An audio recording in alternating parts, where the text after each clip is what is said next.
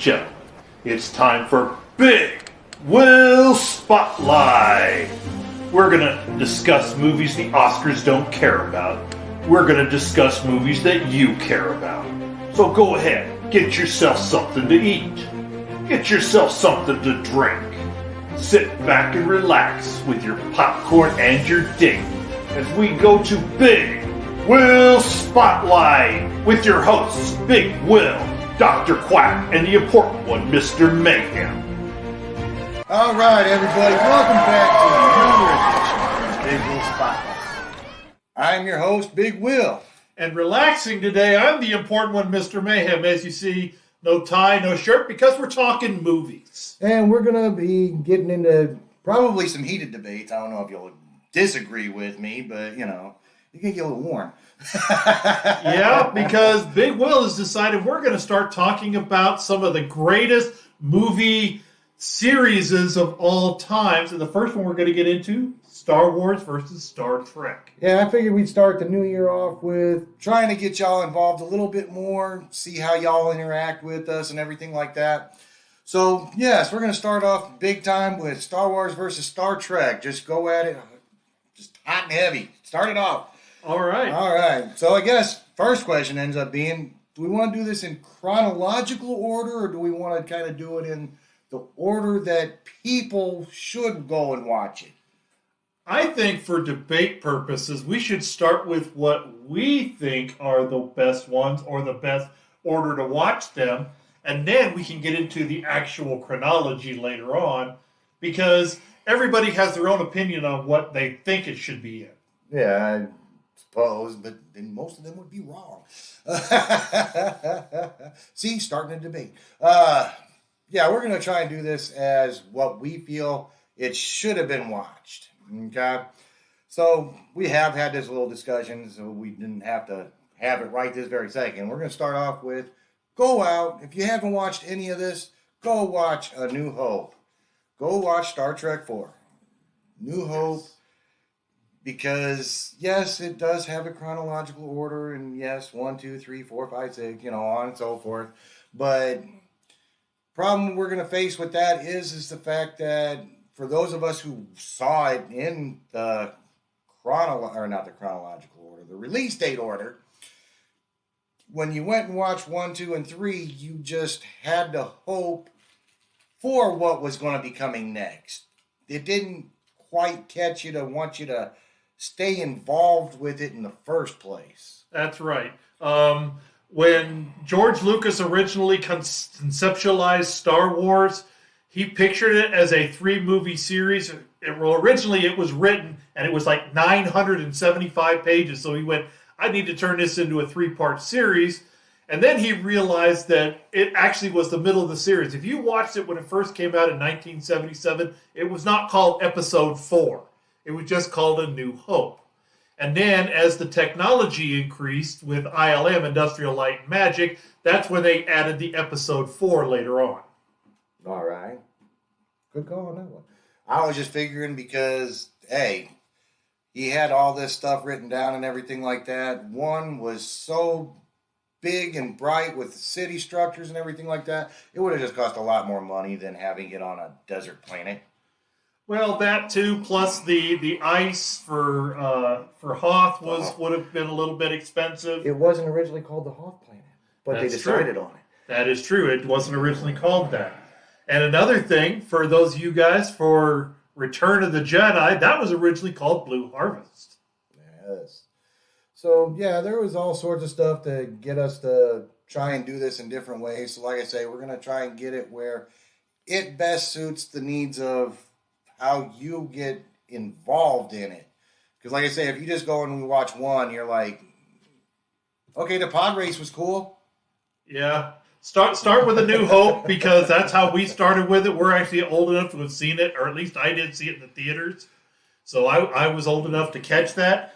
And it really brought it out. It's technologically, you're going to kind of suffer a little bit by watching New Hope first, and then you jump to the prequels, and you're like, wow, all this technology. But that's 20 years later. 1977 for A New Hope, and 1999 for The Phantom Menace. 22-year difference in technology. But they did come back through and they remastered the original 3. I mean, just to throw a little bit more into it, the explosion for the Death Star was a little cooler. I didn't care about seeing. I did not care about seeing Java in A New Hope. Also, Greedo shot first. Watch it unremastered if you can find one. Watch it as it was originally intended. But yeah, so go watch 4, 5, because you need to watch 5. The Empire Strikes Back. Empire Strikes Back has got to be the greatest one of all of them. Yes, it's 40 years old. 40 years old. So over 40 years old. It is the one that is going to get it where you absolutely want to watch everything else, because that's when you get the Obi-Wan versus Darth Vader click going on. That you want to see why they don't like each other, or what happened in the previous life kind of thing which refers back into 1, 2, and 3, and then finding out that, spoiler alert, if you haven't watched them, Darth Vader is Luke's dad. I'm sure it's out there and you would have known that anyway, but because it's been talked about for over 40 years. Even people like Dr. Quack, who's not here with us because he's never seen them, you can slap him at your own convenience. He even knew Darth Vader is Luke Skywalker's father. And there you go. Hey, guess what? He's Leia's dad, too.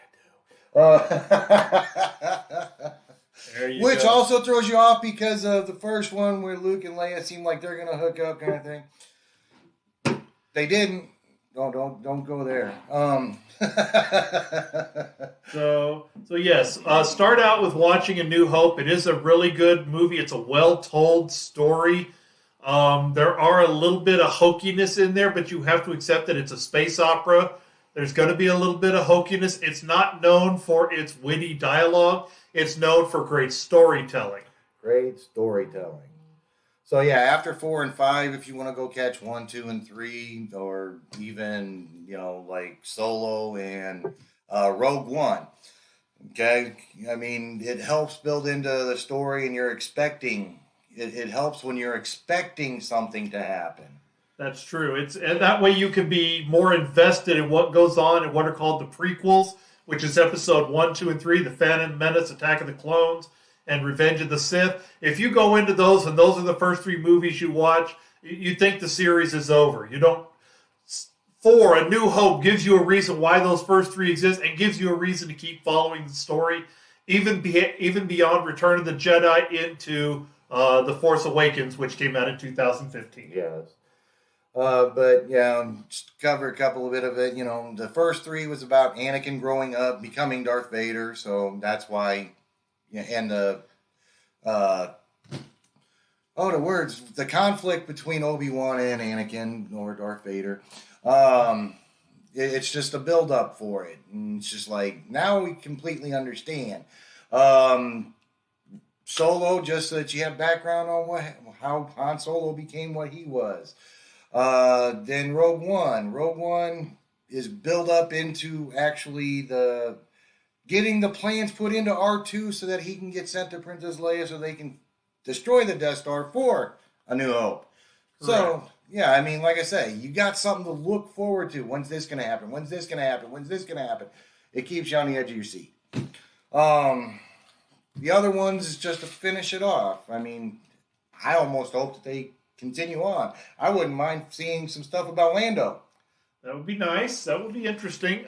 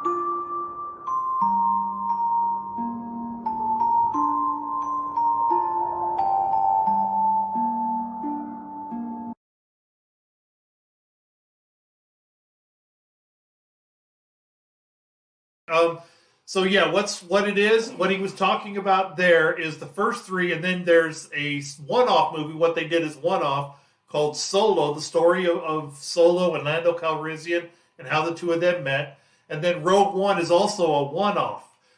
You'll know the difference is they do what's called the crawl, where you see the small words working their way up, telling the story about what's going on.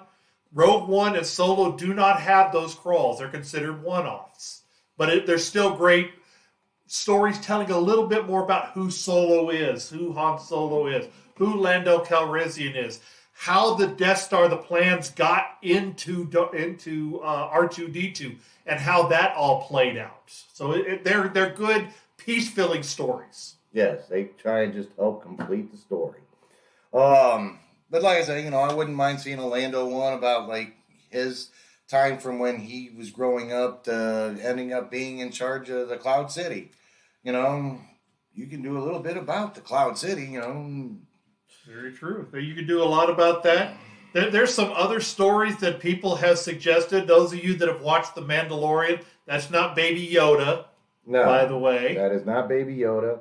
And that would be a one-off from after 6 for going into 7, because that just goes off and takes Boba Fett off into this side over here.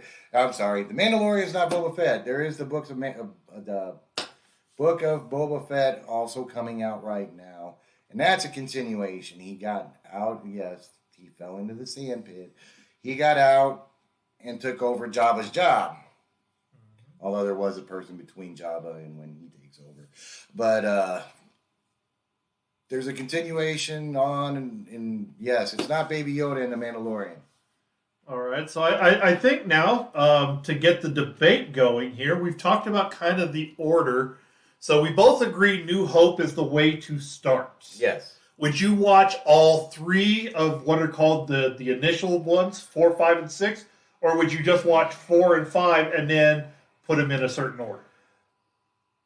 I would absolutely say you have to watch Return of the Jedi immediately after 5. Because, if you want to get the backstory on,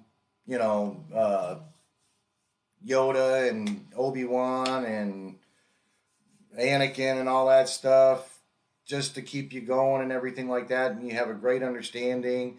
The reason why saying you don't have to watch Return of the Jedi, I did not absolutely enjoy the Ewoks. Agreed. I'm not saying, hey, don't have the Ewoks. It was a little early for its time. They could have done a little better today with doing Return of the Jedi than they did back then. Yes, and a lot of people say that the Return of the Jedi, the Ewoks battle, was Star Wars had always been about more technology, more technology, more technology. Well, the Ewoks were the antithesis of technology. They used what they had and all natural things. So it was old tech versus new tech who would win. And in this case, we know old tech won, and that was what Lucas was trying to do with that, but it didn't do very well. It wasn't done very well because, like Jar Jar Binks, the Ewoks were kind of annoying. The kids enjoyed the Ewoks and Jar Jar. They enjoyed Jar Jar Binks, too. Nobody else did, and he was quickly written out. Yeah, he was only in the one. Was he in 2 movies? Well, he was in all 3, but his second one, okay. He had one line, and the third one, he said nothing. Okay. So there you go.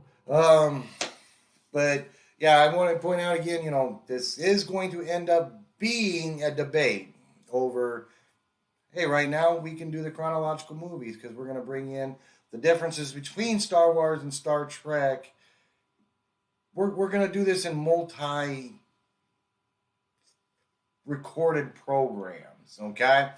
So first, when we're talking about Star Wars, we're going to end up talking about Star Trek on the next one. But I didn't want you to sit there and think, hey, this was just going to be including just all the Star Wars movies. They talked about it way too fast. It's supposed to be a debate between the two, not so much, hey, this is my favorite part of this movie. This was my favorite part of this.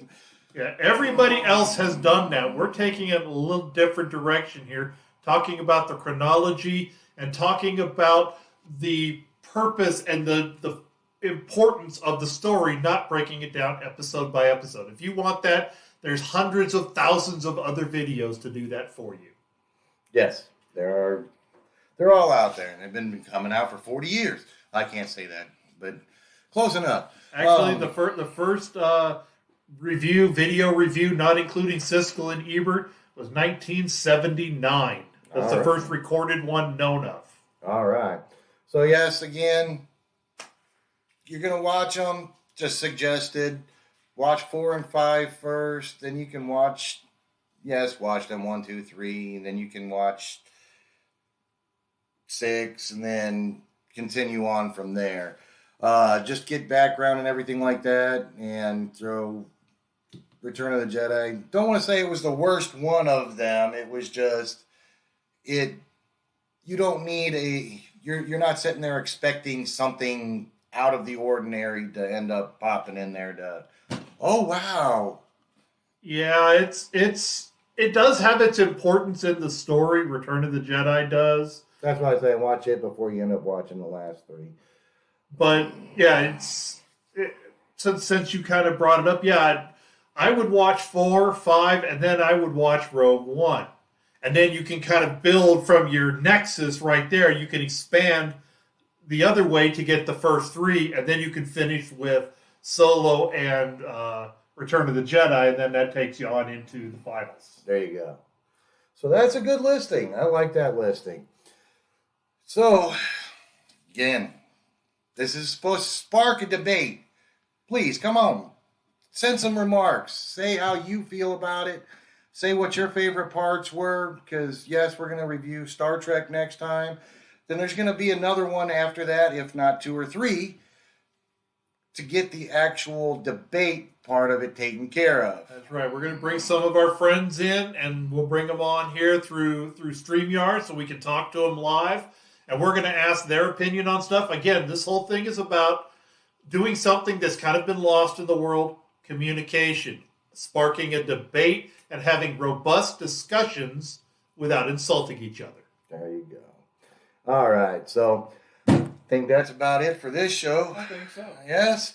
All right. Come back to us. We're going to check out and, like I say, review Star Trek so that we can get the debate going on which one was the better series. All right.